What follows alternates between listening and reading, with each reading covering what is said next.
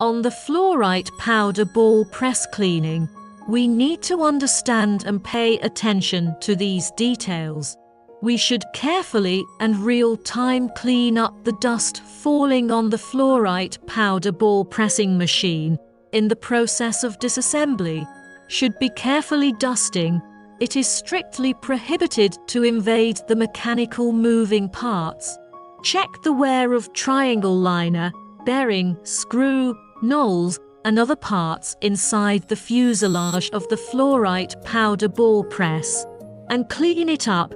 Replace the bearing grease. Check whether the bottom and safety bolt of the Fluorite powder ball press are loose, and tighten them.